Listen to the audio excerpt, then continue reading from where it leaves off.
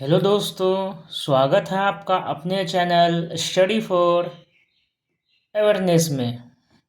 पिछली कक्षा में हमने पढ़ा था विदेशी यात्रियों से मिलने वाले प्रमुख जानकारी। उनमें से हमने पहले यूनानी रोमन लेखक के बारे में पढ़ लिया, फिर चीनी लेखक के बारे में पढ़ लिया। अब हम पढ़ेंगे अरबी लेखक के बारे में कि कौन कौन से ऐसे लेखक थे जो भारत आए और अपने वृत्तांत में इनकी व्याख्या की है। ठीक है दोस्तों, आगे बढ़ते हैं। पहले थे अल बरूनी। यह महमूद गजनबी के साथ भारत आया था। अल बरूनी ख्वारिज्म या खीव, जो कि आधुनिक तुर्कमेनिस्तान का रहने वाला था।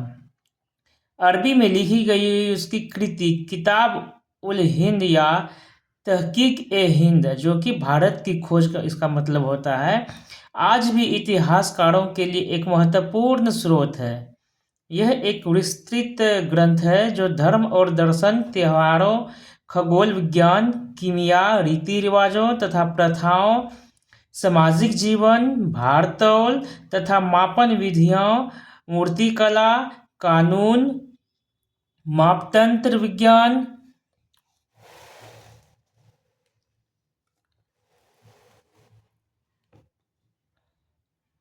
आदि विषयों के आधार पर 80 अध्यायों में विभाजित है। इसमें राजपूत कालीन समाज, धर्म, रीति रिवाज, राजनीति आदि पर सुंदर प्रकाश डाला गया है। दूसरा, इब्न बतूता। इसके द्वारा अरबी भाषा में लिखा गया उसका यात्रा वृत्तांत, जिसे रेहला कहा जाता है। इब्न बतूता का जो वृत्तांत है उसे रेहला कहा जाता है, और अल बरूनी का जो वृत्तांत है उसे हम क्या कहते हैं? किताब उल हिंद या तहकीक ए हिंद कहते हैं। ठीक, 14वीं शताब्दी में भारतीय उपमहाद्वीप के सामाजिक तथा सांस्कृतिक जीवन के विषय में बहुत ही प्रचुर तथा सबसे रोचक जानकारियां देता है। 1333 ईस्वी में दिल्ली पहुंचने पर इसकी विद्वता से प्रभावित होकर सुल्तान मोहम्मद बिन तुगलक ने उसे दिल्ली का काजी या न्यायाधीश नियुक्त किया। सुल्तान मोहम्मद बिन तुगलक ने किसे दिल्ली का काजी नियुक्त किया? तो इब्न बतूता का। इनका वृत्तांत का क्या नाम है? रेहला नाम है। चलिए अब पढ़ते हैं अन्य लेखक के बारे में कि और भी एक्स्ट्रा कुछ लेखक थे जो कि भारत के बारे में कुछ लिखे थे अपने वृत्तांत में, जहां से इस भारत के इतिहास का स्रोत पता चलता है। चलिए, पहला है तारानाथ। यह एक तिब्बती लेखक था। तारानाथ क्या था? तिब्बती लेखक था।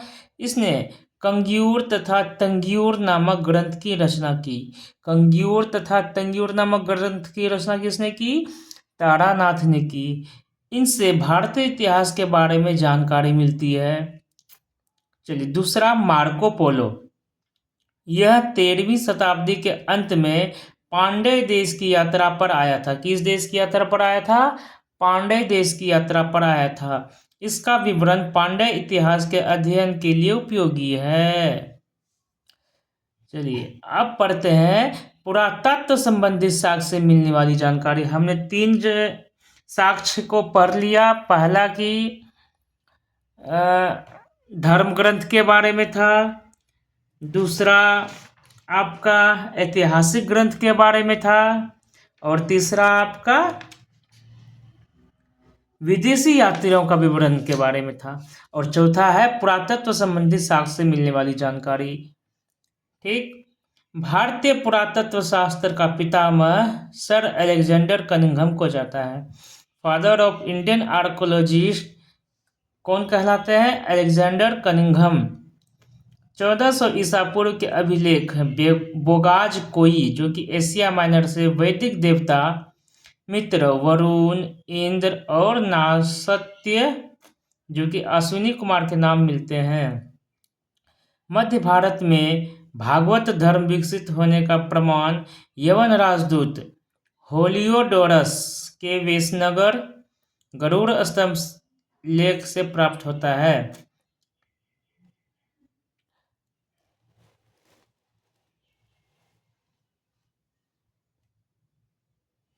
सर्वप्रथम भारतवर्ष का जिक्र हाथी गुम्फा अभिलेख में है। किस अभिलेख में है? हाथी गुम्फा अभिलेख में है।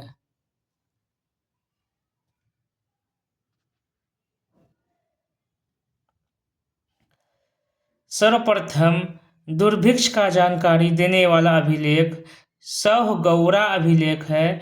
इस अभिलेख में संकट काल में उपयोग हेतु खाद्यान्न सुरक्षित रखने का भी उल्लेख है।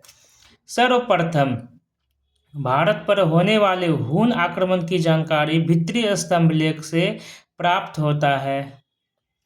सती प्रथा का पहला लिखित साक्ष्य एरन अभिलेख, जो कि शासक कौन थे उसमें, भानुगुप्त, से प्राप्त होता है। सती प्रथा का पहला लिखित साक्ष्य एरन अभिलेख से प्राप्त होता है। किस शासक के शासनकाल में? तो भानुगुप्त के शासनकाल में। ठीक है दोस्तों। उसके बाद सातवाहन राजाओं का पूरा इतिहास उनके अभिलेखों के आधार पर लिखा गया है। रेशम बुनकर की श्रेणियों की जानकारी मंदसौर अभिलेख से प्राप्त होती है। रेशम बुनकर की जानकारी कहाँ से प्राप्त होती है? तो मंदसौर अभिलेख से प्राप्त होती है। कश्मीरी नवपाषाणिक पुरास्थल बुर्जहम, क्या नाम है? कश्मीरी नवपाषाणिक पुरास्थल क्या है? बुर्जहम से गढ़तावास यानी कि गड्ढा का घर का साक्ष्य मिला है। इनमें उतरने के लिए सीढ़ियां होती थी। यह मनुष्य के साथ उसके पालतू कुत्ते को भी दफनाने की प्रथा प्रचलित थी। प्राचीनतम सिक्कों को आहत सिक्के कहा जाता था। प्राचीनतम सिक्कों को क्या कहा जाता था? आहत सिक्के कहा जाता था। इसी को साहित्य में कासारपन कहा गया है। क्या कहा गया? कासारपन। सर्वप्रथम सिक्कों पर लेख लिखने का कार्य यवन शासक ने किया था। सर्वप्रथम सिक्कों पर लेख लिखने का कार्य किसने किया था? तो यवन शासक ने किया था। चलिए पढ़ते हैं कुछ महत्वपूर्ण अभिलेखों के बारे में, जो कि बहुत ही जरूरी होता है। अभिलेख और उस समय के शासक कौन थे?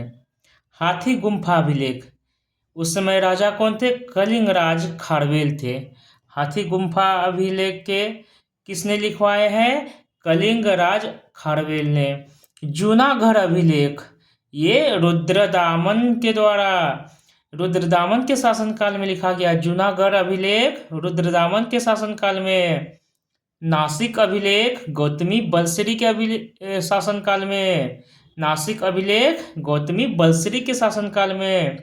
प्रयाग स्तंभ लेख समुद्रगुप्त के शासनकाल में। ऐहोल अभिलेख पुलकेशिन द्वितीय के शासनकाल में। ऐहोल अभिलेख किसके शासनकाल में? पुलकेशिन द्वितीय के शासनकाल में।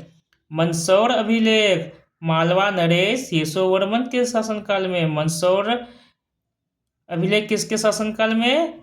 मालवा नरेश यशोवर्मन के शासनकाल में लिखा गया है।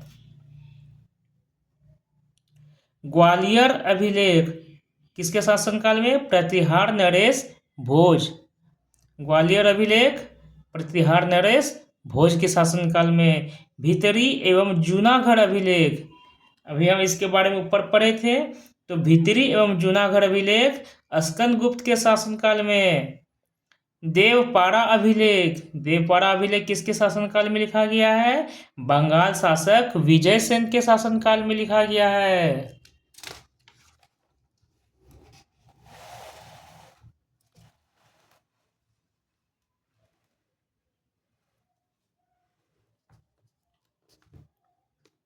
चलिए अब हम पढ़ते हैं समुद्रगुप्त की वीणा बजाती हुई मुद्रा काले सिक्के से उसके संगीत प्रेमी होने का प्रमाण मिलता है।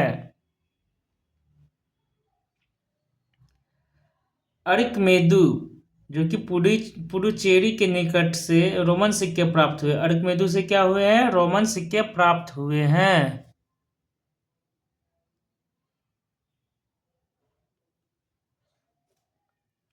सबसे पहले भारत के संबंध बर्मा मलाया, कंबोडिया और जावा से स्थापित हुए।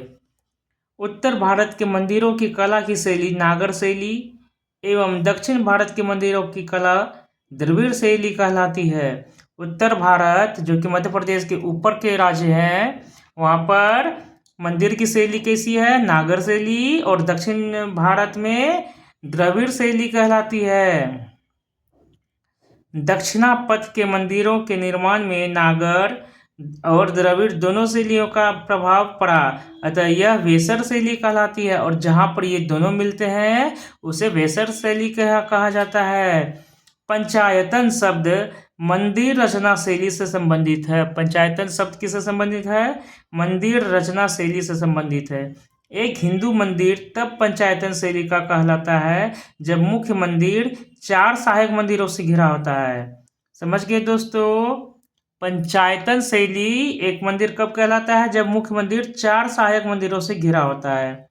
पंचायतन मंदिर के उदाहरण है जैसे कंदरिया महादेव मंदिर खजुराहो, ब्रह्मेश्वर मंदिर भुवनेश्वर, लक्ष्मण मंदिर खजुराहो, लिंगराज मंदिर भुवनेश्वर, दशावतार मंदिर देवगढ़ उत्तर प्रदेश और गोंडेश्वर मंदिर महाराष्ट्र।